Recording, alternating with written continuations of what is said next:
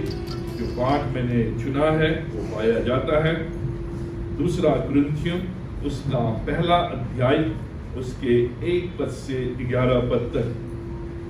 2 Corinthians chapter 1 verses 1 to 11। अब आज से हम एक नई सीरीज आरंभ करेंगे क्रिसमस तक, जो 2 कुरिन्थियों की पत्री पर आधारित है। पूरी पत्री नहीं, लेकिन कुछ अध्यायों को हम इस पत्री में से देखेंगे। इस विषय के आधार पर डोंट लूज योर हार्ट, हिम्मत न हारें। अब 2 कुरिन्थियों का जो पत्र है उसको हम बहुत कम पढ़ते हैं। ये जो 2 कुरिन्थियों का जो पत्र है ये बड़ा जबरदस्त पत्र है, और इसमें पौलुस हमारे सामने उन बातों को रखता है जिन बातों के द्वारा हम इस बात को अनुभव कर सके कि जीवन में हमें हिम्मत नहीं हारनी है, हमें अपने हार्ट को लूज नहीं करना है। मनुष्य अपने विश्वास में तब गिरता है जब वो हिम्मत हार जाता है। मनुष्य अपने जीवन में तब गिरता है जब वह हिम्मत हार जाता है। मनुष्य परेशानी में तब फंस जाता है जब वह हिम्मत हार जाता है। और पौलुस अपने जीवन के द्वारा और परमेश्वर के प्रकाशक के द्वारा हमारे सामने इस सच्चाई को रख रहा है कि जो मसीह यीशु में है, अगर उन पर मृत्यु की आज्ञा भी हो गई है तब भी परमेश्वर उनको बचा सकता है, तब भी परमेश्वर उनको संभाल सकता है। अगर वो हिम्मत, वो करेज, वो हमारे अंदर हो जिससे कि हम निरंतर आगे बढ़ सके। अब ये जो शीर्षक है, जो थीम है, यही इस पूरे पत्री का थीम है। अगर आप 5वां अध्याय और 4वां अध्याय देखेंगे, बार बार ये शब्द आया है। 4थे अध्याय के पहले पद में आया है, हम हिवाव नहीं छोड़ते हैं। पौलुस कह रहा है हम हिवाव नहीं छोड़ते हैं, हम हिम्मत नहीं हारते हैं। 5 अध्याय के 6ठे पद में फिर वो कहता है हम सदा ढांढस बांधे रहते हैं, हम हमेशा ढांढस बांधे रहते हैं। फिर 5 अध्याय के 8वें पद में लिखा है हम ढांढस बांधे रहते हैं। ये जो थीम है ये इस पत्री का थीम है। इसलिए जब हमने अभी एक सीरीज को हमने समाप्त किया जिसका जो थीम था कि परमेश्वर हमारी ओर है, और हमने देखा कि कैसे परमेश्वर अपने वचन के द्वारा बार बार हमारे सामने इस बात को रख रहा था, चाहे कुछ भी क्यों ना हो जाए, परमेश्वर हमारी ओर है। जब हम इस सच्चाई को अनुभव करते हैं, इस सच्चाई को गांठ बांध लेते हैं, इस सच्चाई को अपने मन मस्तिष्क में रखते हैं कि परमेश्वर हमारी ओर है, तो हिम्मत नहीं हारेंगे, हम हार्ट लूज नहीं करेंगे, हम कभी भी घबराएंगे नहीं। ये घबराहट की सारी चीजें आएंगी, लेकिन न हिम्मत नहीं हारेंगे क्योंकि परमेश्वर हमारी ओर है। हम हिम्मत इसलिए नहीं हारते हैं क्योंकि परमेश्वर हमारी ओर है। धन है, संपत्ति है, मान है, सम्मान है, ये सब हमें हिम्मत नहीं देती है। ये किसी भी समय, किसी भी घड़ी हमसे छिन जा सकती है, लेकिन जो हिम्मत, जो साहस, जो करेज हमें देता है वो ये कि परमेश्वर हमारी ओर है। इस सच्चाई को बराबर हम इस वर्ष और आने वाले वर्ष में बराबर अपने सामने रखें कि जब परमेश्वर हमारी ओर है तो हिम्मत नहीं हारेंगे। अब ये जो गवाही हमने आज सुनी, ये एक सच्चाई है, ये जीवन की सच्चाई है, क्योंकि जीवन जो है वो आसान नहीं है। जो जीवन है ये कठिन है। लोग इस जीवन को बड़े आसानी से लेते हैं, लेकिन ये जीवन आसान नहीं है, ये जीवन कठिन है। जो हमने आज गवाही के द्वारा सुना कि एक के बाद एक बीमारी, एक के बाद एक क्लेश, एक के बाद एक दुख, और जिस बच्चे की भी आशा की थी वहां भी दुख, तो ये जीवन कठिन है।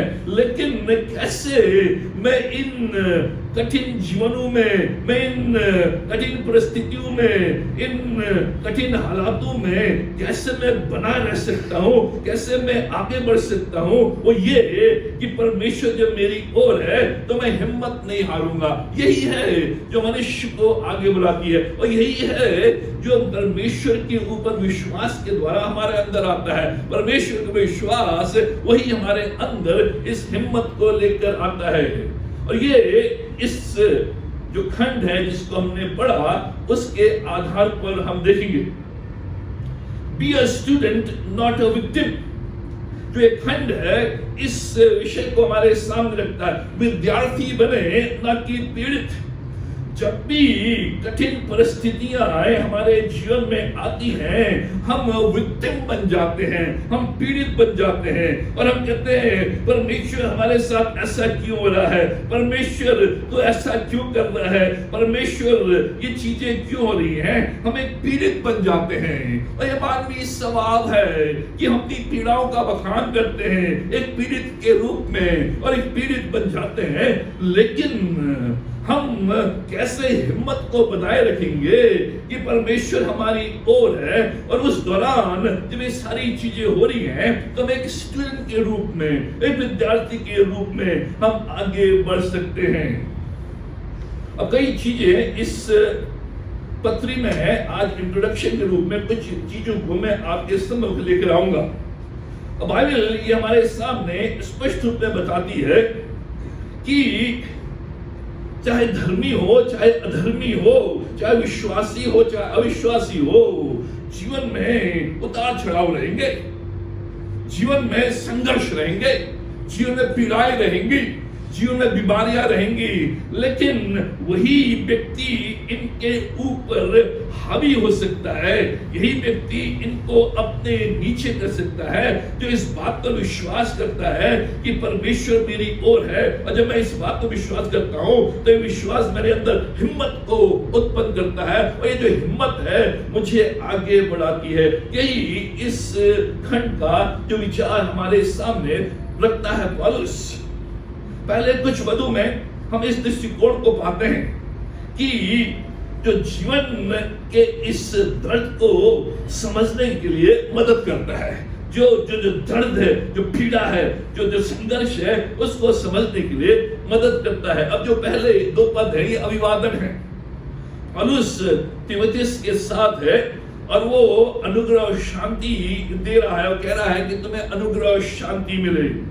और वो इस बात को बता रहा है कि कैसे उनके इनके जीवन में जब वो जो आसिया में है, अखाया शहर में, उस प्रांत में है, तो 3 से जो 11 पद है उसमें वो बताता है कि कैसे क्लेशों का वो सामना करता है, कैसे कठिनाइयों के दौरान उसे तकलीफ उठानी पड़ती है और जो तकलीफ वो उठाता है उस दौरान कैसे वो परमेश्वर की दया को, परमेश्वर की शांति को अनुभव करता है। अब पौलुस यहाँ पर बता रहा है जो कुछ भी उसके साथ हुआ है उसके द्वारा उसका फायदा हुआ है, जो कुछ भी उसके साथ हुआ है उसके द्वारा दूसरों का फायदा ही हुआ है। और पौलुस जो दृष्टिकोण हमारे सामने रखता है वो ये कि हम एक स्टूडेंट बने, हम एक पीड़ित न बने। अब जब 3 से 11 हम पढ़ते हैं तो पौलुस यहाँ पर बताता है कि कैसे जो बोझ, जो संघर्ष, जो विरोध का बोझ उनके ऊपर आ गया था और वो कह रहा है कि अब हमने सोच लिया था कि मृत्यु की आज्ञा निकल चुकी है और हम बचेंगे नहीं, हमारा विनाश हो जाएगा, हम खत्म हो जाएंगे।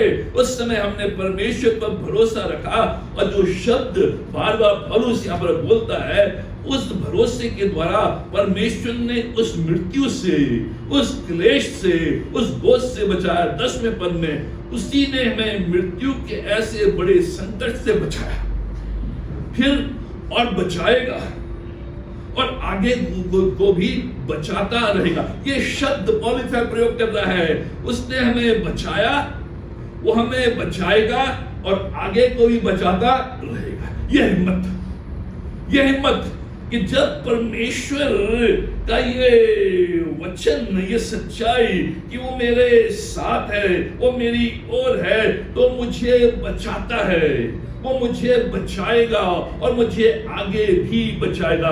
ये सच्चाई पौलुस हमारे सामने लेकर आ रहा है और इसलिए इस सच्चाई को हमें अपने सामने रखना है। हमारे साथ क्या होता है वो अधिक मायने नहीं रखता है, हम कैसे उसको लेते हैं वो अधिक मायने रखता है। ध्यान सुने, हमारे साथ क्या होता है वो अधिक इंपॉर्टेंट नहीं है, वो अधिक मायने नहीं रखता है, लेकिन हम उसको कैसे लेते हैं, कैसे रिस्पॉन्ड करते हैं, क्या हमारा दृष्टिकोण रहता है, क्या हमारा पर्सपेक्टिव रहता है, क्या उस दौरान हम सोचते हैं, क्या हम कदम लेते हैं, वो मायने रखता है पीड़ित के रूप में या विद्यार्थी के रूप में। ये दृष्टिकोण कि जो कुछ भी मेरे साथ हो रहा है, अगर मैं उसको एक पीड़ित के रूप में ले रहा हूं, मैं उसको एक ऐसे विक्टिम के रूप में मेरे साथ हुआ है, बेचारगी के रूप में, तो मैं हार जाऊंगा। लेकिन जो भी मेरे साथ हो रहा है उसको मैं एक स्टूडेंट के रूप में कि इससे मैं क्या सीखूंगा, परमेश्वर मुझे क्या सिखा रहा है, परमेश्वर क्या बता रहा है, उस दृष्टिकोण से मैं लूंगा तो मैं अपने अंदर हिम्मत को पाऊंगा और मैं आगे बढ़ूंगा। जीवन में जब कठिन समय आते हैं एक विद्यार्थी बने, ना कि पीड़ित। ये पौलुस हमें बता रहा है, be a student not a victim. क्या मतलब इसका? पीड़ित कहता है मेरे साथ ये क्यों हो रहा है, ये उसका रिस्पॉन्स है, ये उसका एटीट्यूड है, ये उसका बिहेवियर है। मेरे साथ क्यों हुआ, परमेश्वर मेरे साथ ऐसा क्यों हुआ, नरेंद्र भाई मेरे साथ ऐसा क्यों हुआ, ये पीड़ित कहता है। स्टूडेंट विद्यार्थी क्या कहता है, जो परमेश्वर की ओर से है, मैं इससे क्या सीख सकता हूं, जो कुछ भी हो रहा है मैं समझ नहीं पा रहा हूं, मैं देख नहीं पा रहा हूं, मैं इसको सुलझा नहीं पा रहा हूं, लेकिन जो कुछ भी हो रहा है मैं इससे क्या सीख सकता हूं। यह विद्यार्थी पीड़ित कहता है मेरे जीवन में कठिनाइयां इसलिए आ रही हैं क्योंकि परमेश्वर मुझे दंड दे रहा है। यह विक्टिम्स रिस्पॉन्सिबिलिटी, विक्टिम्स रिस्पॉन्स, ये पीड़ित जो व्यक्ति है उसका रिस्पॉन्स है, मेरे जीवन में कठिनाइयां इसलिए आ रही हैं क्योंकि परमेश्वर मुझे दंड दे रहा है, परमेश्वर मुझसे खुश नहीं है। लेकिन जो स्टूडेंट है, जो विद्यार्थी है, वो क्या कहता है, मैं समझता हूं कि परमेश्वर कठिन समयों को आने देता है कि मैं बढ़ूं और मुझे बढ़ने में परमेश्वर सहायता करेगा। ये उसका रिस्पांस है। वो ये नहीं कह रहा है कि परमेश्वर मुझे दंड दे रहा है, वो कह रहा है कि परमेश्वर ने इन हालातों को उत्पन्न किया है जिससे कि मैं सीख सकूं, जिससे परमेश्वर मेरी सहायता करे कि मैं आगे बढ़ूं। पीड़ित कहता है मैं जानता हूं कि परमेश्वर ने मुझे छोड़ दिया है, ये उसका रिस्पांस। लेकिन जो स्टूडेंट है, जो विद्यार्थी कहता है मैं सारी चीजों में परमेश्वर के हाथ को देखता हूं, इन कठिनाइयों में भी मैं परमेश्वर के हाथ को देखता हूं, जिसको हमने लास्ट संडे देखा था कि सारी बातें मिलकर एक विश्वासी के जीवन में भलाई ही को उत्पन्न करती हैं। ये जो विश्वासी है, ये जो स्टूडेंट है, वो कह रहा है हालांकि मेरे समझ में नहीं आ रहा है, मैं समझ नहीं पा रहा हूं, लेकिन सारी चीजों में मैं परमेश्वर के हाथ को देखता हूं, मैं परमेश्वर के दंड को नहीं देखता हूं, मैं नहीं देखता हूं कि परमेश्वर मुझे छोड़ दिया है, मैं जानता हूं कि परमेश्वर मेरी ओर है और मैं परमेश्वर के हाथ को देखता हूं। यही सही मसीही समझ है, यही मसीही समझ है, जो राइट क्रिश्चियन जो अंडरस्टैंडिंग है, जो समझ है, वो यही है कि सारी चीजों में मैं परमेश्वर के हाथ को देखता हूं क्योंकि परमेश्वर सार्वभौम है। इसी पत्री में पौलुस इस बात को हमारे सामने रख रहा है। इस खंड में कैसे क्लेश और कठिनाइयां हमारे लिए लाभ के लिए, कैसे लाभ के लिए, क्योंकि हम ये सोचते हैं कि जो भी घटनाएं घट रही है आसपास हमारे जीवन में वो हमारी हानि के लिए है। ये एक पीड़ित रिस्पॉन्स है, ये एक पीड़ा वाले व्यक्ति की, जो ये नहीं समझ रहा है कि परमेश्वर उसकी ओर है, लेकिन जो ये जानता है कि परमेश्वर उसकी ओर है, तो जब भी क्लेश, जब भी कठिनाइयां, वो ये सोचेगा कि मेरे लाभ के लिए है। इस संबंध में 4 लाभ जो इस खंड के द्वारा हमें परमेश्वर का वचन बताता है। जो भी क्लेश है, अभी जो क्लेश है ये वास्तविक है और पौलुस ने इसका अनुभव किया है, और पौलुस बार बार यहाँ पर बता रहा है कि हम तो लिखा है यहाँ तक कि हम जीवन से भी हाथ धो बैठे। ये पौलुस की गवाही है। हम ऐसे स्तर पर आ गए थे कि हम जीवन से हाथ धो बैठे। मृत्यु की आज्ञा निकल चुकी है, बोझ से दब गए हैं, वहां से निकलना कोई आसान नहीं है। लेकिन पौलुस कह रहा है ये इसलिए हुआ कि हम इस बात की गवाही दे सके कि जो परमेश्वर है वो दया का पिता है, जो परमेश्वर है वो शांति का परमेश्वर है। ये दो शब्द परमेश्वर के विषय में यहाँ पर आए हैं जो 30 पद में लिखा है। धन्यवाद हो पिता का। क्यों धन्यवाद हो? वो दया का पिता है। जो परमेश्वर है वो दया का, फादर ऑफ कंपैशन, दया का पिता है और शांति का परमेश्वर है। परमेश्वर हमारी ओर है क्योंकि वो दया का पिता है। मतलब ये है कि जो दया है, जो कंपैशन है, जो जो जो मर्सी है, वो परमेश्वर ही से आती है और किसी से नहीं। मनुष्य एक बार दया दिखाएगा, 2 बार दया दिखाएगा, उसके बाद नहीं। लेकिन जो परमेश्वर है वो फादर ऑफ कंपैशन, दया का पिता, क्योंकि उसके अंदर दया है और उस दया को बराबर वो प्रकट करता है उस समय भी जब हम सोचते हैं कि हम जीवन से हाथ धो बैठे हैं, उस समय भी जब हम सोचते हैं कि कोई रास्ता नहीं है, उस समय भी जब हम सोचते हैं कि मृत्यु की आज्ञा निकल चुकी है, उस समय हम सोचते हैं जब कोई समस्या का समाधान नहीं है, उस समय भी ये जो परमेश्वर है ये दया का पिता है, ये दया देता है, ये कंपैशन देता है। और शांति का परमेश्वर, जो शांति है वो परमेश्वर ही से आती है। यही है जो मैं शांति देता है। इस संबंध में 4 बातें बड़े संक्षिप्त में। पहली बात, ये जो क्लेश, ये जो कठिनाइयां पौलुस कह रहा है, क्यों लाभ के लिए? क्यों लाभ के लिए? क्यों प्रॉफिट के लिए? क्यों मैं एक विद्यार्थी के रूप में देख रहा हूं, मैं पीड़ित के रूप में नहीं देख रहा हूं? क्योंकि हमें प्रभु के समीप लाते हैं। ये जो पीड़ाएं हैं, ये जो क्लेश है, हमें प्रभु के समीप लाते हैं। 3 पद से लेकर 5 पद तक यहाँ पर पौलुस कह रहा है हमारे प्रभु यीशु मसीह के परमेश्वर पिता का धन्यवाद हो, जो दया का पिता है और सब प्रकार की शांति का परमेश्वर है। वो हमारे सब क्लेशों में शांति देता है ताकि हम उस शांति के कारण जो परमेश्वर हमें देता है उन्हें भी शांति दे सके जो किसी प्रकार के क्लेश में हो।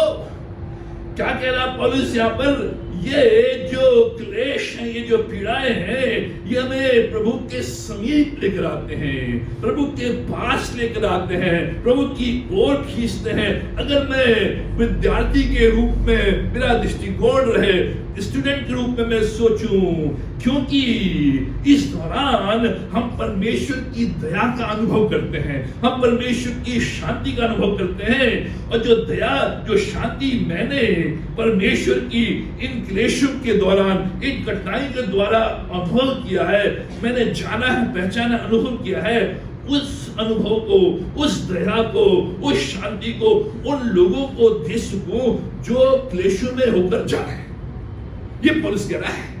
इसलिए ये प्रभु के पास लेकर आते हैं, प्रभु के समीप लेकर आते हैं। प्रभु तो यही है, प्रभु हमें इन क्लेशों में से होकर जाने देता है जिससे कि हम परमेश्वर की दया का अनुभव करें, परमेश्वर की शांति का अनुभव करें।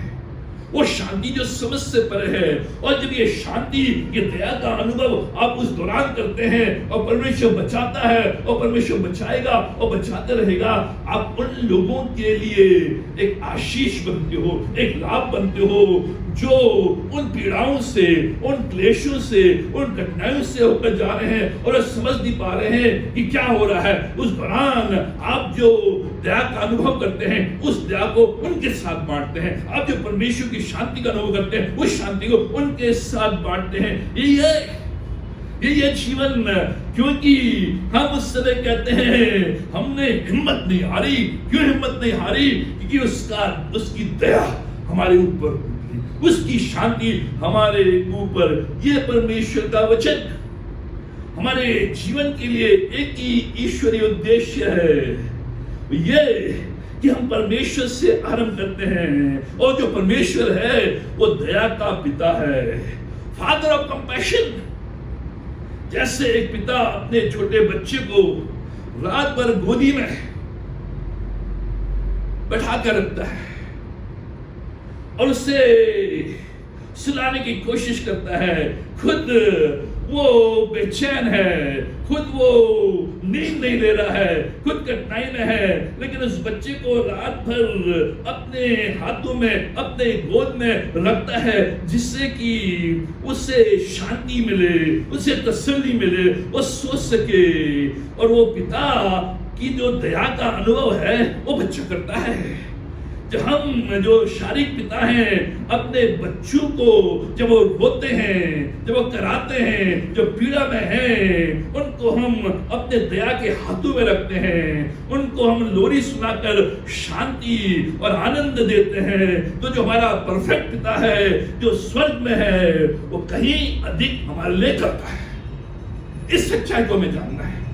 हम जो सच्चाई है वो सोचते हैं कि क्लेश है, कठिनाई है, पीड़ा है, संघर्ष है, हम इस सच्चाई के लिए सच्चाई, लेकिन इससे बड़ी जो सच्चाई है वो सच्चाई ये है कि जो मेरा पिता है वो दया का धनी है, जो मेरा पिता है वो शांति का धनी है। जब भी ऐसी पीड़ा, जब भी ऐसी कठिनाई, वो मुझे अपनी गोद में उठा लेता है, अपने हाथों में उठा लेता है, रात भर जागता है, एक दिन 2 दिन जागते रहता है और अपनी दया को बराबर मेरे जीवन में प्रकट करता है, अपनी शांति को बराबर मेरे जीवन में प्रकट करता है, जिससे कि मैं परमेश्वर की दया का अनुभव कर सकूं, परमेश्वर की शांति का अनुभव कर सकूं। मित्रों, लोग दयालु इसलिए नहीं है कि उन्हें परमेश्वर की दया का अनुभव नहीं किया है। आज लोग कठोर हैं, इसलिए कठोर हैं क्योंकि उन्होंने अपने जीवन में परमेश्वर की दया का अनुभव नहीं किया है, इसलिए वो अशांति फैलाते हैं, इसलिए वो कुड़कुड़ाते हैं क्योंकि उनने परमेश्वर की शांति का अनुभव अपने जीवन में नहीं किया। जब हम इन क्लेशों में से होकर जाते हैं और एक विद्यार्थी के रूप में परमेश्वर के साथ बने रहते हैं और ये सच्चाई कि परमेश्वर मेरी ओर है, उस दौरान मैं परमेश्वर की दया का भरपूरी के साथ परमेश्वर की दया का अनुभव करता हूं। उस दौरान जब मैं विचलित हूं, मानसिक रूप में, इमोशनली, फिजिकली, स्पिरिचुअली, उस दौरान परमेश्वर की शांति का अनुभव करता हूं, तब मैं शांति देने वाला बनता हूं, तब मैं दया देने वाला बनता हूं। क्रिटिसाइज करने वाला नहीं, आलोचना करने वाला नहीं, जज करने वाला नहीं, न्याय देने वाला नहीं, लेकिन अनुग्रह देने वाला। बहुत से लोग कहते हैं भैया बहुत अनुग्रह देते हैं, नजरअंदाज कर देते हैं, इसलिए कि मैंने अपने जीवन में जितना परमेश्वर का अनुग्रह अनुभव किया है किसी ने। परमेश्वर ने जितनी दया मेरे ऊपर प्रकट की है, जितना अनुग्रह मेरे ऊपर प्रकट किया है, जितनी शांति मुझे दी है, वो उसका केवल थोड़ा ही दे पाता हूं, मैंने किया अनुभव। और जब जब आप परमेश्वर की दया का भरपूरी से अनुभव करेंगे, आपके मन से, आपके जीवन से हमेशा दया निकलेगी। जब जब आप परमेश्वर के अनुग्रह का भरपूरी से अनुभव करेंगे, आपके जीवन से अनुग्रह निकलेगा। जजमेंटल नहीं, माफ करने वाले बनेंगे, समझने वाले बनेंगे, जज करने वाले नहीं बनेंगे। यही पौलुस कह रहा है, यह लाभ मेरे चरित्र में, मेरे व्यवहार में, मेरी पर्सनालिटी में मैं ऐसा था नहीं। मैं भी बहुत घमंडी था, क्रोधित था, व्यक्ति जानती है। लेकिन जब क्लेश में से गया, कठिनाइयों में से गया, अब मैंने सोचा कि मौत की आज्ञा मेरे ऊपर हो चुकी है।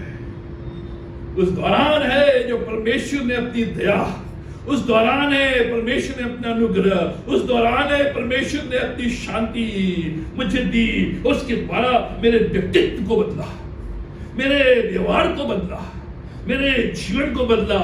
इसलिए आज थोड़ा बहुत जो मैं दया दे पाता हूं, जो अनुग्रह दे पाता हूं, जो जो जो थोड़ा बहुत शांति दे पाता हूं, वो उसी का फल है। यही लाभ है, इसके द्वारा आप परमेश्वर के पास आते हैं। इसलिए सब क्लेशों में परमेश्वर की शांति, क्या है ये शांति? परमेश्वर की शांति, ये शांति परमेश्वर क्रिएट करता है आउट ऑफ नथिंग। जैसे आउट ऑफ नथिंग उसने स्वर्ग, इस पृथ्वी को बनाया, शून्य से उसने पृथ्वी को बनाया, उसी प्रकार से शून्य में से वो शांति क्रिएट करता है, वो शांति बनाता है। जब हम संघर्षों के कठिनाइयों के दौरान जा रहे हैं, उस समय परमेश्वर शांति हमारे लिए क्रिएट करता है। उस समय परमेश्वर अपनी शांति को हमारे लिए बनाता है। वो शांति जो हमें जिस घड़ी जिसके लिए चाहिए, वो शांति हमें देता है, क्रिएट करता है, हमारे आत्मा को उठाता है। जब बोझ होते हैं तो हमारी आत्मा बुझ जाती है, लेकिन उस समय परमेश्वर शांति को क्रिएट करता है, शांति को उत्पन्न करता है हमारे लिए उस घड़ी, ताकि हमारी आत्मा उभारी जाए, हमारी आत्मा रेस्ट करे, हमारी आत्मा में जान आ सके, हमारी आत्मा में जीवन आ सके, हमारी आत्मा फिर से प्रज्वलित हो सके। कभी हम बहुत खुश होते हैं, क्यों खुश? आत्मा खुश है, हाथ तनखा मिली है, ओ बहुत खुश है, साड़ी मिली है, अरे आज तो घड़ी मिली है, खुश, आत्मा खुश। लेकिन चोरी हो गई, एक्सीडेंट हो गया, तकलीफ आ गई, आत्मा बुझ जाती है, सिद्ध हो जाता है। उस घड़ी परमेश्वर शांति क्रिएट करता है। उस घड़ी परमेश्वर आउट ऑफ नथिंग, कहीं से नहीं, वो ऐसी शांति जो समझ से भरी, इसलिए लिखा है शांति जो समझ से भरी हुई है, क्योंकि परमेश्वर ने उस घड़ी शांति। लोग टीवी देखने लगते हैं, मूवी जाते हैं, पार्टी चले जाते हैं, और वो साइकिलिंग करते हैं कि शांति आए थोड़े समय के लिए। लोग जाते हैं मूवी देखने के लिए, शांति आनंद, बैठ कर रोते रहते हैं, अरे इसको तो मार दिया, इसको जीना, रोते। कई बात देखे, लोग मूवी देख रहे हैं शांति के लिए, आनंद के लिए, और रो रहे हो। वास्तविकता है, लेकिन वो झूठी है, वो क्रिएट नहीं की, लेकिन परमेश्वर क्रिएट करता है।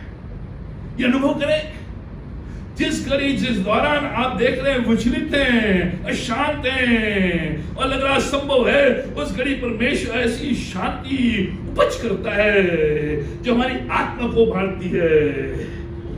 लेसन्स द ब्लो, ये जो शांति है, ये जो ब्लो आपके ऊपर आया है, जो वार आपके ऊपर आया है, जो तलवार आपके ऊपर आई है, जो जो जो जो जो जो जो संघर्ष आपके ऊपर आया है, उसको कम कर देता है, उसको कम कर देता है, हटा नहीं देता है। दूर नहीं होती है, बीमारी रहेंगी, लेकिन वो कम कर देगा, ब्लो को कम कर देगा, जिससे आप नीचे आ जाए।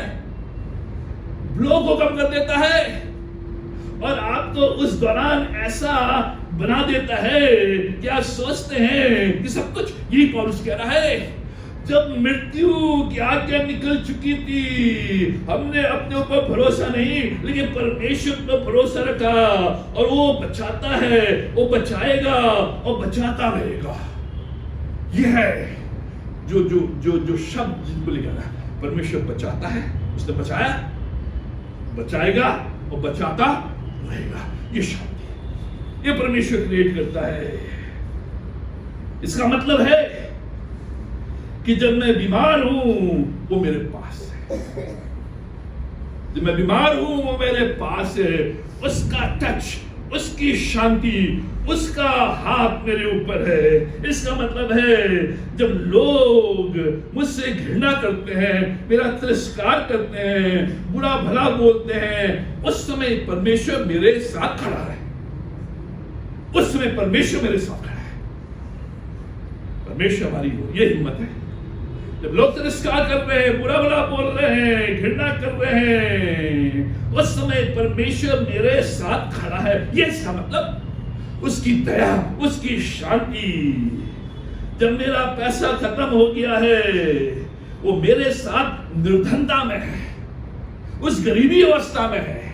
उस समय जब कुछ आर्थिक सुविधा मेरे पास नहीं, उस समय है यह हिम्मत कि परमेश्वर ऐसा करेगा कि तेरे डिब्बे का आटा कभी खत्म नहीं होगा, तेरे डिब्बे का तेल खत्म नहीं होगा। ये शक्ति, जब मैं घोर अंधकार की घाटियों से होकर चलूं, वो मेरे साथ रहता है। यह है शांति का परमेश्वर। यह है जब जीवन में आंधी और तूफान मुझे लड़खड़ाते और गिराने लगते हैं, वो अपने हाथों के द्वारा मुझे थामे रखता है, मुझे संभालता है। यह शांति का परमेश्वर, यह दया का पिता कि उन घाटियों में, उस लड़खड़ाहट में वो मुझे संभालता है। उसकी दया अपार है और परमेश्वर ही पर्याप्त है। इसलिए ये जो क्लेश, ये जो कठिनाइयां हैं, मुझे उसके समीप लाती है।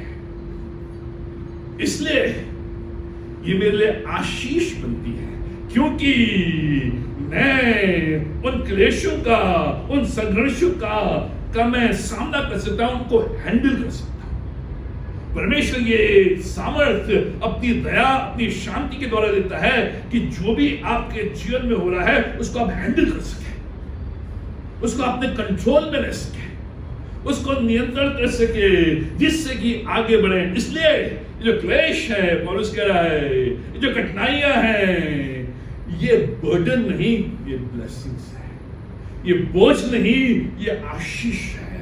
केवल आपका एटीट्यूड, आपका दृष्टिकोण, आपका प्रत्युत्तर, आपका रिस्पॉन्स पीड़ित के रूप में या एक विद्यार्थी के रूप में। दूसरी बात, हमें दूसरों की सहायता करने के लिए तैयार करते हैं। ये जो संघर्ष हैं, पीड़ाएं हैं, क्योंकि हमने हिम्मत नहीं खोई, हमारा हार्ट लूज नहीं हुआ, इसलिए दूसरों की सहायता करने के लिए तैयार करते हैं। 6 और 7 पद में स्पष्ट रूप में पौलुस कह रहा है, क्या कह रहा है? बड़े अच्छे शब्द, यदि हम क्लेश पाते हैं तो यह तुम्हारी शांति और उद्धार के लिए। पौलुस कह रहा है, जो क्लेश, जो कठिनाइयां जो मैं पाता हूं, वो तुम्हारी शांति के लिए है, तुम्हारे उद्धार के लिए है।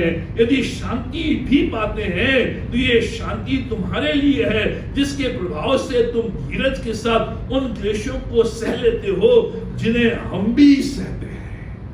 ये पौलुस कह रहा है। अपनी पीड़ाओं को जब पौलुस देखता है, क्लेश, कठिनाइयां, अलगाव, जेल, विरोध, सताव, तो पौलुस निष्कर्ष में पहुंचता है। जब अपने जेल खाने का अनुभव करता है, उसको याद करता है, कठिनाइयों का, अलगाव का, सताव का, विरोध का जब वो अवलोकन करता है, इस निष्कर्ष में पहुंचता है, यह केवल मेरे लिए नहीं है, परमेश्वर मेरे जीवन के लिए ये इसलिए कर रहा है ताकि दूसरों को लाभ पहुंचे। ये पौलुस कह रहा है, परमेश्वर इन चीजों को इसलिए मेरे जीवन में लेकर आ रहा है, और जब लेकर आ रहा है तो उसकी दया उससे अधिक है, उसकी शांति उससे अधिक है, और इसलिए लेकर आ रहा है। इस दया से, इस शांति से मुझे परिपूर्ण कर रहा है, हिम्मत धानस दे रहा है, जिससे कि मुझे दूसरों के लिए तैयार करे, दूसरों को लाभ पहुंचे, दूसरों की भलाई हो सके। अब ध्यान सुने, हम कभी भी अकेले पीड़ा नहीं उठाते हैं। हम सोचते हम अकेले उठा रहे हैं, लेकिन अकेले नहीं। क्यों अकेले नहीं? जो पौलुस यहाँ पे कह रहा है, कोई ना कोई हमें देख रहा है। जब हम कठिनाइयों में से जा रहे हैं, संघर्षों में से जा रहे हैं, क्लेशों में से जा रहे हैं, कोई ना कोई हमें देख रहा है, हमें वो ताक रहा है। हमारे मित्र हमें देख रहे हैं, हमारे परिवार के लोग हमें देख रहे हैं, हमारे विश्वासी भाई बहन हमें देख रहे हैं। क्यों देख रहे हैं? कि अब ये कैसे हैंडल करेगा, अब इसका रिस्पॉन्स क्या होगा, इसका उत्तर क्या होगा। बोलते तो हैं हमने विश्वास किया है, हम विश्वास करते हैं और परमेश्वर हमारी ओर है, लेकिन जब इन क्लेशों में से जा रहे हैं तो लोग हमें देखते हैं, परिवार के लोग देखते हैं, बच्चे देखते हैं, विश्वासी देखते हैं कि अब ये कैसे हैंडल करेगा, इसका उत्तर क्या रहेगा, इसका प्रत्युत्तर क्या रहेगा, इसका रिस्पॉन्स क्या रहेगा। यही पौलुस के साथ हो रहा था। अब ये पूरे जो लोग हैं पौलुस को देख रहे हैं कि पौलुस कह रहा है, हिम्मत मत हारो, हिवाओं पे बंधे रहो, ढांढस बांधो, परमेश्वर हमारी ओर है। सब बातें मिलकर भलाई को ही उत्पन्न करती है। पौलुस, अब तेरा उत्तर क्या है? पौलुस, अब तेरा प्रत्युत्तर क्या है? जब तू मौत के सामने है, मौत ने तुझे घेर लिया है, मौत की आज्ञा निकल ली है, सब देख रहे हैं। इसलिए जो अधिकतर लोग हैं वो यही देखना चाहते हैं। हैंडल जो चाय की पत्ती है, ठंडे पानी में वो रंग नहीं देती। चाय की पत्ती जब गर्म पानी में डालो तब रंग देती है। तुम्हारा विश्वास, जो हमारा हिम्मत है, जो परमेश्वर की ओर से आती है, वो लॉटरी निकलने के बाद नहीं, तनख्वाह बढ़ने के बाद नहीं, लेकिन उस समय जब मैं उन कठिन रास्तों में से होकर जा रहा हूं, कठिन लोगों के बीच में से होकर जा रहा हूं, कठिन ऑफिस में कार्य कर रहा हूं, कठिन मित्रों के साथ हूं, कठिन बीमारियों के बीच में हूं, कठिन लोगों के बीच में हूं, उस दौरान मेरा प्रत्युत्तर, मेरा रिस्पॉन्ड देख रहे हैं लोग, देख रहे हैं हमारा उत्तर। जो छोटी मोटी चीजें होती है वो तो हो जाती है। लोग देख रहे हैं कि क्या करेगा जब जॉब आपकी चले गई। लोग झूठे गंदे आरोप आपके ऊपर लगा रहे हैं, लोग दुर्व्यवहार आपके साथ कर रहे हैं, बीमारी बदनामी आपके साथ, व्यवसाय में, आर्थिक स्थिति में डामाडोल। पीछे से छिपकर लोग देख रहे हैं, चुपचाप देख रहे हैं कि जो हमारे पास है वो सच्चा है नहीं है, वास्तविक है नहीं है। जो हम कह रहे हैं कि परमेश्वर हमारी ओर है, जो हम कह रहे हैं उसके द्वारा हमें हिम्मत मिलती है, जो हम कह रहे हैं परमेश्वर दया का पिता है, जो हम कह रहे हैं परमेश्वर शांति का परमेश्वर है, वो हम देंगे या नहीं देंगे। और ये पौलुस यहां पर कह रहा है, वो यही है जो हमें सिखाती है, हमें आगे बढ़ाती है। इसीलिए ये जो चीजें हैं हमारे जीवन से जुड़ी हुई है कि हमें इस बात को देखना है, इस बात को अनुभव करना उस दौरान, एक पीड़ित के रूप में नहीं, एक विद्यार्थी के रूप में।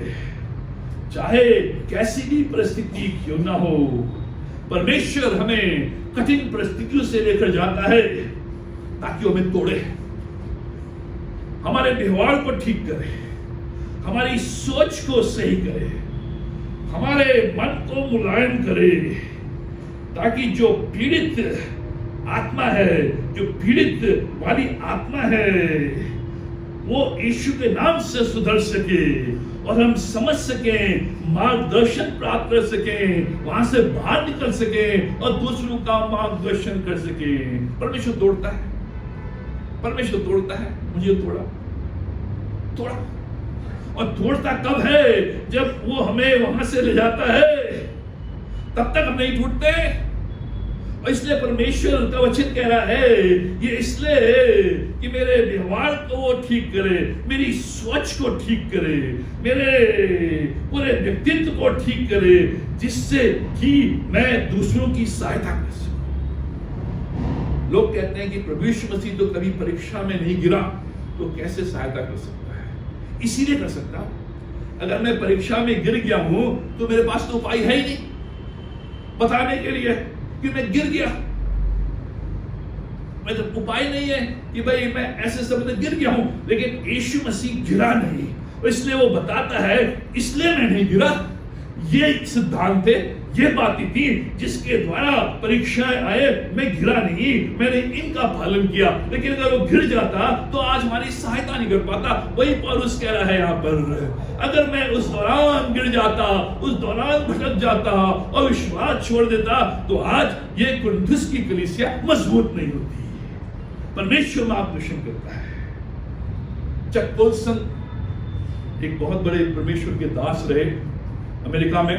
अमेरिका की सरकार में वो बहुत बड़ी पोजीशन में थे चक पोल्सन, लेकिन उनके ऊपर झूठे आरोप लगे और उनको जेल जाना पड़ा और कई वर्ष तक वो जेल में रहे। उस जेल में रहने के द्वारा उन्होंने कहा, प्रभु क्या सिखाना चाहता है, क्या तेरी इच्छा है, क्या मैं करूं, मैं हिम्मत नहीं हारूंगा। वो जेल से बाहर निकले, उन्होंने एक मिनिस्ट्री सेवा की, मिनिस्ट्री शुरू की, प्रिजन फेलोशिप। हर जेल में एक सेवा आरंभ है। जो लोग जेल में हैं उनके बीच में काम, जो जेल में हैं, उनके परिवार बाहर हैं, उनके बीच में कार्य। और अमेरिका में हजारों की तादाद में जो जेल में लोग थे, उन्होंने प्रभु को ग्रहण किया, प्रभु के पास आए। उनके परिवार जो बाहर थे, उन्होंने प्रभु को ग्रहण किया। एक जबरदस्त प्रिजन फेलोशिप जयपुर में भी है। ये परमेश्वर करता है, ये परमेश्वर करता है। परमेश्वर के मजबूत हथियार कठिन परिस्थितियों में ही बनते हैं। जो कठिन हथियार हैं वो कठिन परिस्थितियों में ही बनेंगे। ये सिद्धांत है जो परमेश्वर अपने लोगों को देना चाहता है। प्रभु ऐसा होने देता है ताकि हम दूसरों की सहायता करें, दूसरों के प्रति दया दिखाएं, दूसरे को शांति दें, जजमेंटल ना हो, सीधा कसी नहीं, सीधा कसी नहीं, जजमेंटल नहीं।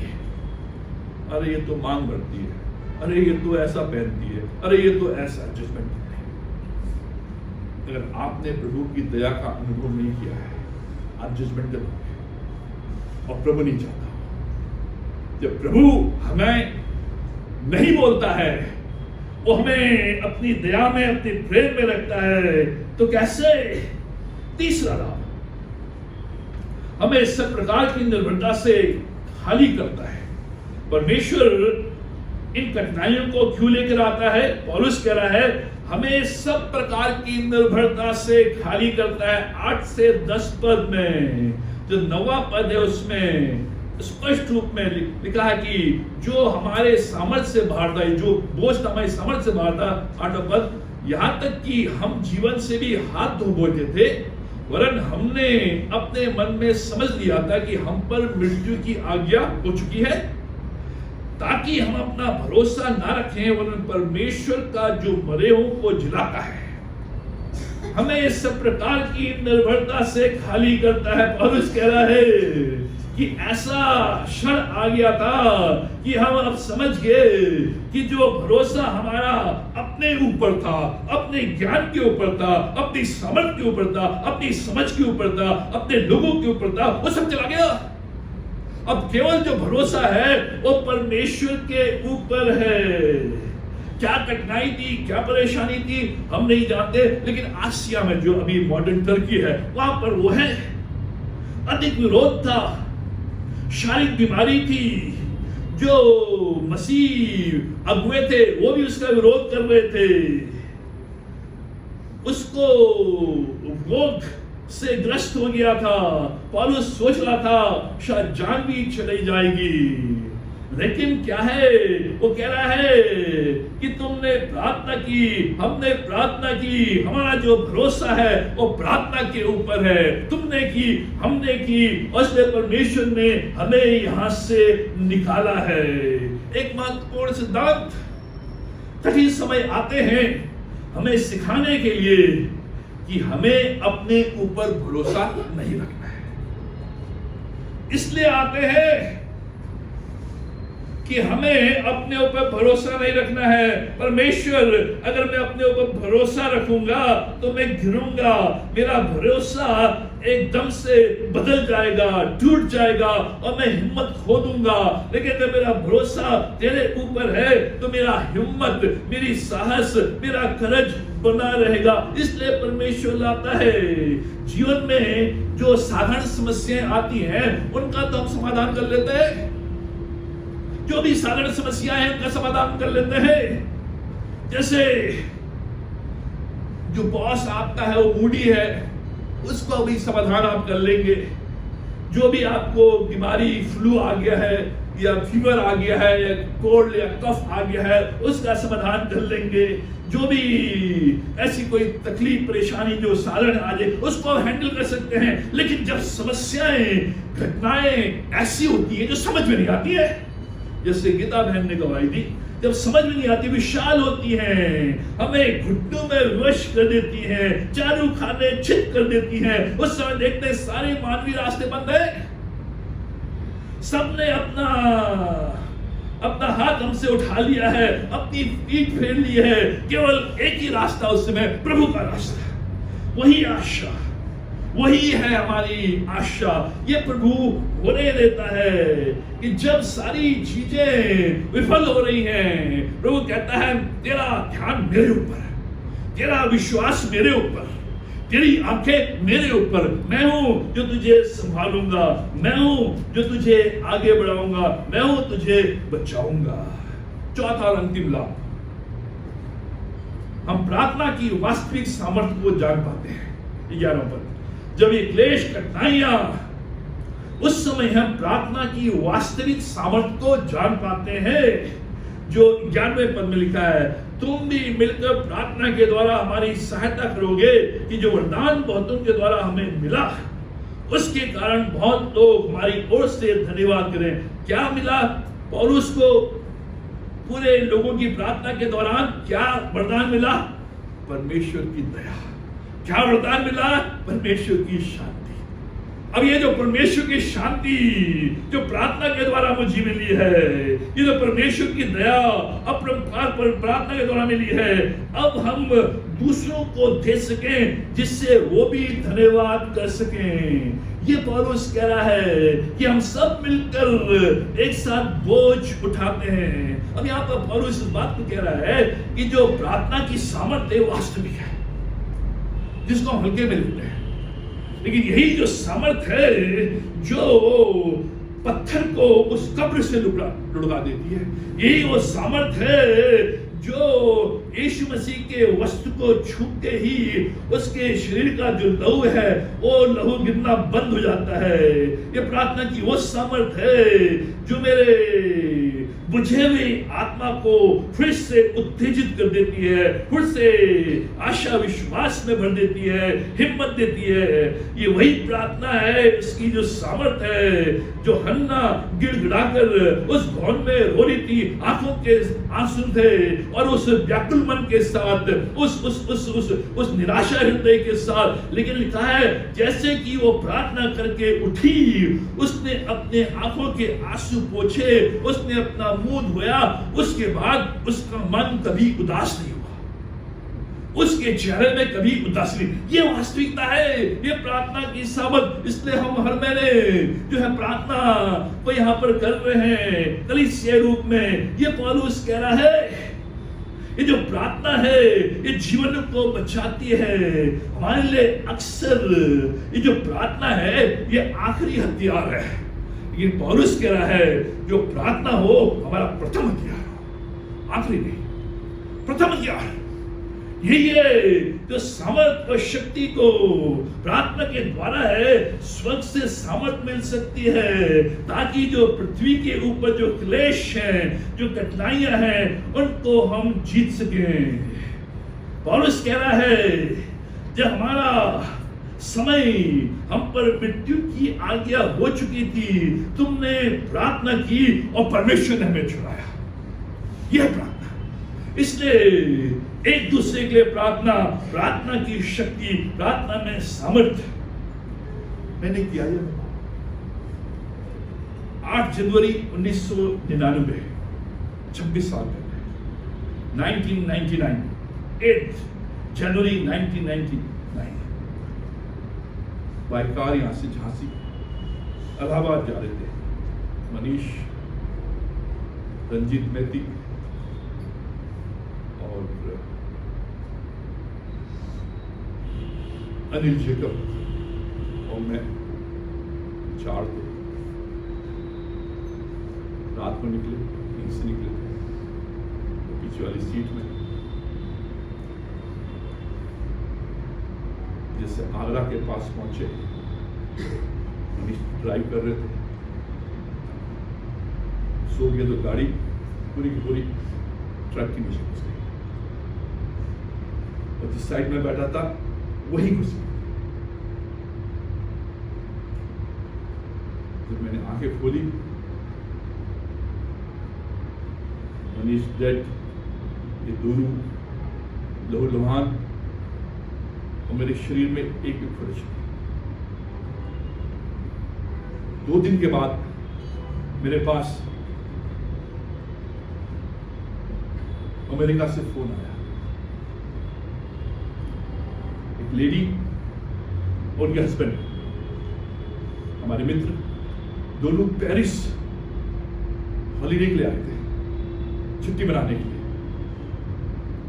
और दोनों पति पत्नी होटल में ठहरे थे। यहाँ सुबह सुबह हो रही थी, वहां रात। तो उसने कहा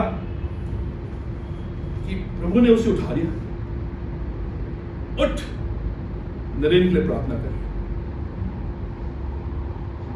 उठ नरेन के लिए प्रार्थना कर, वो अंडर अटैक है, उसके ऊपर अटैक हो रहा है, उठ प्रार्थना कर। वो उठी, घुटनों में 4 घंटे बराबर हॉलीडे के लिए गए हुए हैं, 4 घंटे बराबर। और जैसे ही दुर्घटना हुई, वो उठ गई। 2 दिन के बाद फोन आया कि तुम ठीक हो? हाँ, क्या? तो बताया उसने। तो मैंने बताया वो इस समय ऐसे नहीं, 4 घंटे। और मुझे खींच लिया, क्योंकि कोई मेरे लिए प्रार्थना कर रहा था। एक खरोच नहीं, कई लोग गवाए हैं, एक खरोच नहीं, 4 घंटे बराबर घुटने में वो प्रार्थना कहते कह रही थी, मैं लड़ रही थी। एक अटैक, प्रभु ने कहा कि नरेन के ऊपर एक अटैक है, एक अटैक है।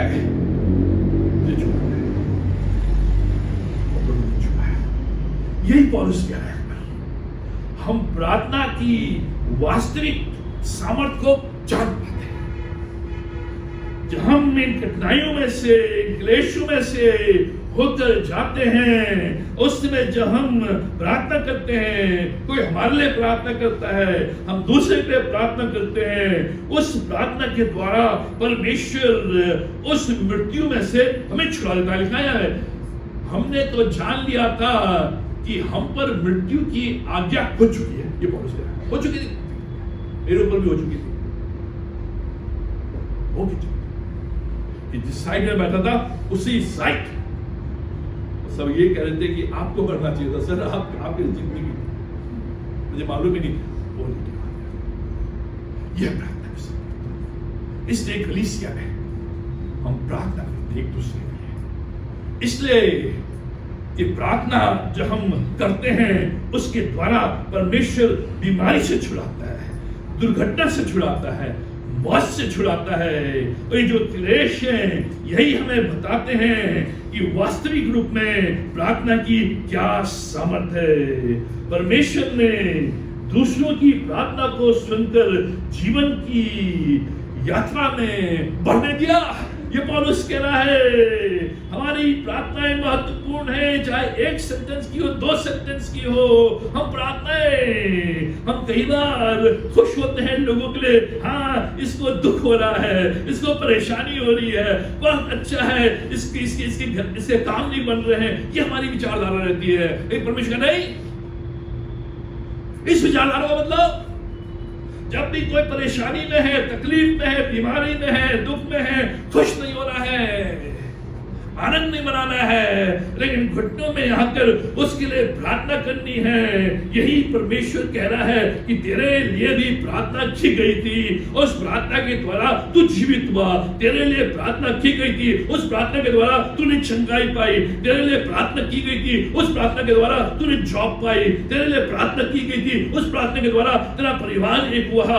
अब जब ये बातें दूसरों के जीवन में होती हैं तो खुश मत हो, तू आनंद मत कर, तू मजे मत ले, लेकिन प्रार्थना कर, उसी में ही भरपूरी भलाई। और जब भी हम दूसरों के लिए प्रार्थना करते हैं, उस प्रार्थना के द्वारा हमारे अंदर हिम्मत आती है, न केवल अपने लिए प्रार्थना करने के द्वारा, लेकिन दूसरों के लिए प्रार्थना करने के द्वारा हिम्मत। ये पौलुस कह रहा है।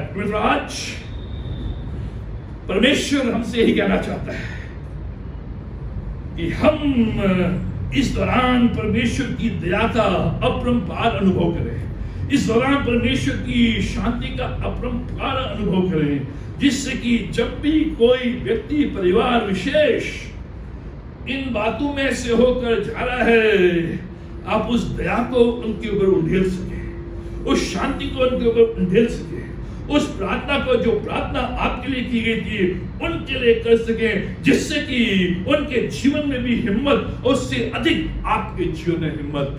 Do not lose your heart. परमेश्वर का वचन कह रहा है, एक स्टूडेंट के रूप में अपने इन सारी बातों को सीखने की कोशिश करें, एक पीड़ित के रूप में नहीं। जब आप एक स्टूडेंट के रूप में, एक विद्यार्थी के रूप में, आपका दृष्टिकोण होगा कि परमेश्वर मुझे क्या सिखा रहा है, तो ये वचन, ये सच्चाई, वास्तविक में परमेश्वर मेरी ओर है, तो वो मेरा बुरा नहीं करेगा, वो मुझे हिम्मत देगा और मुझे आगे बढ़ाएगा। आज प्रभु करे कि जब यहां से जाते हैं इस सच्चाई के साथ। आइए प्रार्थना करें। हमारे महान जीवित शक्तिमान परमेश्वर पिता, हम धन्यवाद देते हैं ये तमाम आशीषों, ये रक्षा के लिए, ये भलाई के लिए, करुणा के लिए, दया के लिए। आज अपने जीवनों को तेरे वेदी में लाकर पिता परमेश्वर, आज हम चाहते हैं कि हमारा रिस्पॉन्स, हमारा एटीट्यूड, हमारा दृष्टिकोण, हमारा व्यवहार बदले, जिससे कि हम इस बात को समझ सकें कि जब परमेश्वर हमारी ओर है, उस परमेश्वर के द्वारा हमें बराबर दया मिलेगी, उस परमेश्वर के द्वारा बराबर में शांति मिलेगी, और जो हिम्मत है वो हिम्मत बढ़ती चली जाएगी, जिससे कि न केवल मेरा छुटकारा हो, लेकिन मेरे प्रियजनों का, मेरे सगे संबंधियों का, मेरे लोगों का, मेरे पड़ोसियों का, मेरे विश्वासी भाई बहनों का भी छुटकारा। परमेश्वर तुम्हारी आज जितने भी आज यहाँ आए हैं, जो अपने लोगों को लेकर आए हैं, बीमारियों को लेकर आए हैं, असमंजसता को लेकर आए हैं, बोझों को लेकर आए हैं, चिंताओं को लेकर आए हैं, कष्टों को लेकर आए हैं, पिता परमेश्वर आज उन सारी चीजों को हम परमेश्वर की वेदी में लाकर देते हैं। और तुझसे यही चाहते हैं पिता परमेश्वर, जो दया का पिता है, दया कर, जो शांति का परमेश्वर है, शांति दे। जिस यहाँ से जाते हैं इस बात का अनुभव करें कि प्रभु ने उन्हें इस रोग से मुक्त किया है, इस कष्ट से मुक्त किया है, इस बीमारी से मुक्त किया है, इस अशांति से मुक्त किया है, इस पीड़ा से मुक्त किया है, और आजादी दी है, और शांति दी है, और दया दी है। तेरी दया, तेरी शांति हमारे प्रियों के साथ बराबर करी है। परमेश्वर ये सब कुछ अपने उद्धारकर्ता प्रभु यीशु मसीह के नाम में मांगते हैं। प्रभु यीशु मसीह का अनुग्रह, पिता परमेश्वर का प्रेम और पिता आत्मा की संगति हम सबों के साथ आज परमेश्वर तक बनी रहे।